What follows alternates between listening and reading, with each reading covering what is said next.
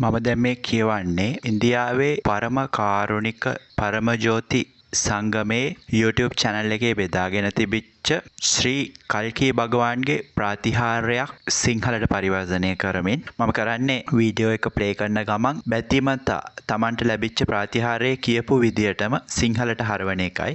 කෙනෙකුට ඉංග්‍රීසි තේරෙනවා නම් ඒ ඉංග්‍රීසි වීඩියෝ එකට ලින්ක් එක මේ වීඩියෝ එකේ යට ඩිස්ක්‍රිප්ෂන් එකේ හම්බ වෙයි ඉංග්‍රීසියෙන් වීඩියෝ එකත් එක්ක විස්තරාත්මකව ඉංග්‍රීසි භාෂාවෙන් තියෙන වීඩියෝ එක ලින්ක් එකට ගියොත් බලන්න පුළුවන්. මම කරන්නේ ඉංග්‍රීසියෙන් බෙදාගෙන තිබිච්ච තොරතුරු ටික සිංහලට පරිවර්තනය කරන එකයි.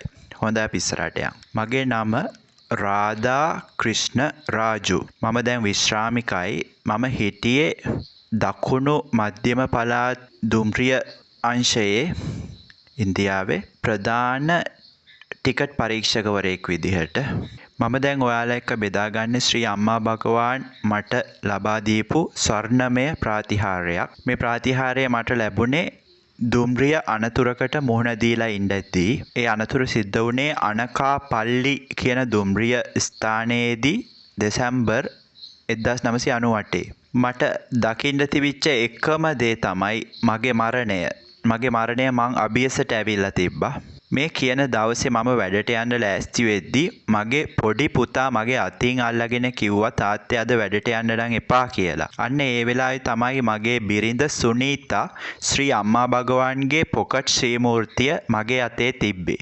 මට මගේ බිරිඳ කිව්වා ඒ පොකට් ශ්‍රී මූර්තිය මගේ පොකට් එකේ තියාගන්න අම්මා භගවාන්ට ප්‍රාර්ථනා කරන්න කියලා ඔයා වෙනුවෙන්.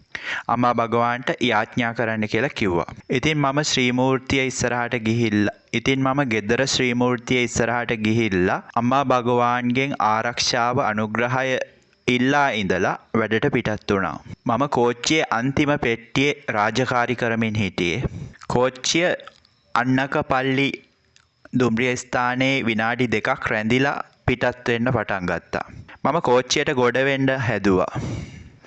ඒත් කෝච්චියත් මමත් අතර හිටපු වෙලෙන්දන් පිරිසක් හින්දා මට කෝච්චියට ගොඩ වෙන්න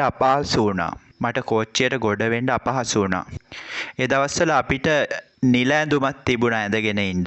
කෝට් එකකුයි ටයි එකකුයි ඒ ඇඳුමට ඇතුළත්. ඒ එක වෙලෙන්දෙක් මාව තල්ලු කරාම මාව කෝච්චියේ පදික වේදිකාවයි අතර ඇතුළට වැටුණා. මගේ දෙපා නතර වුණේ කෝච්චියේ රෝදවලට අහු වෙන විදිහට. ඒ වුණාට මං කෝච්චියේ එල්ලිලා හිටියේ.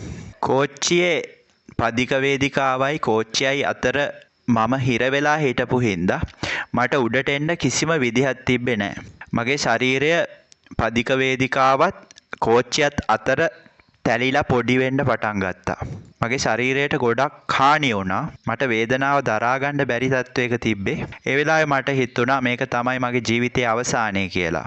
මගේ කටින් වචනයක් පිට වෙන්න කලින් මට දැනුණා මාව විශාල බලයකින් කෝච්චිය ඇතුළට ඇදලා ගන්නවා කියලා. ඒ කියන්නේ කෝච්චියේ යටට ඇදලා ගන්නවා කියලා. විශාල සද්දයක් පිට කරමින් කෝච්චිය ඉස්සරහට යන්න පටන් ගත්තා. මට හොඳටම තේරුණා දැන් ඉතින් මගේ මරණ මොහොත කියලා. මට මැරෙන්න බෑ කියලා මමම මට කියාගන්න පටන් ගත්ත හැටි මට මතකයි. මගේ ළමයි තාම පුංචි.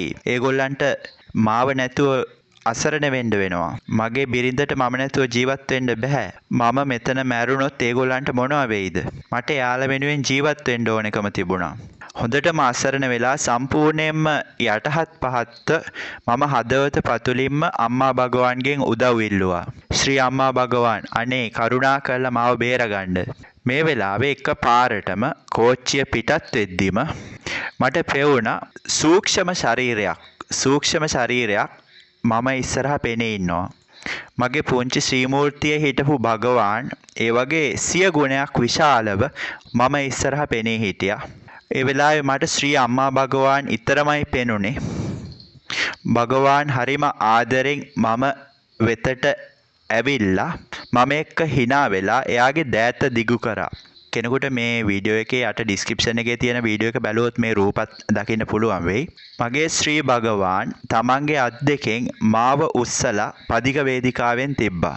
කෝච්චියේ රෝදවලට අහුවෙලා මගේ කලිසම සම්පූර්ණයෙන්ම කැපිලා තිබුණේ. ඒ කොහොම වුණත් මගේ දෙපා වලට ඊටාම සුළු තුවාල සිද්ධ වෙලා තිබ්බේ. ඒ වෙලාවේ මට හොඳටම පැහැදිලි වුණා මාව බේරගත්තු එකම බලය ශ්‍රී අම්මා භගවාන් කියලා.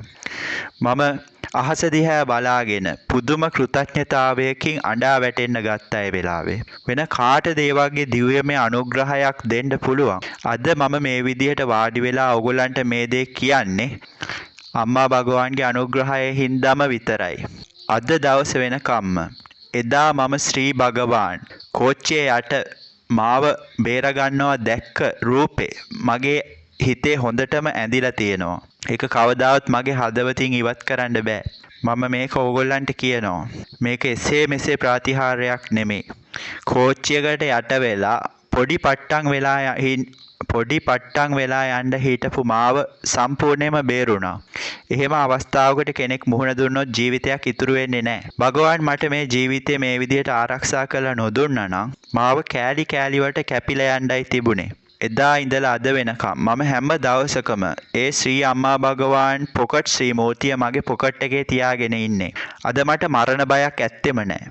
මොකද මම දන්නවා එදා ඒ කෝච්චියට මාව බේරගත්තු මගේ භගවාන් අදටත් මාව ආරක්ෂා කරනවා කියලා. මාව හැමදාටම ආරක්ෂා කරන බව මම දන්නවා. මම අද මගේ පවුලේ අය එක්ක මෙච්චර සන්තෝෂයෙන් ඉන්න එකම හේතුව ශ්‍රී අම්මා භගවාන්ගේ දිව්‍යමය අනුග්‍රහයෙන් හින්දාම විතරයි. බොහෝම ස්තුතියි ශ්‍රී අම්මා භගවාන්.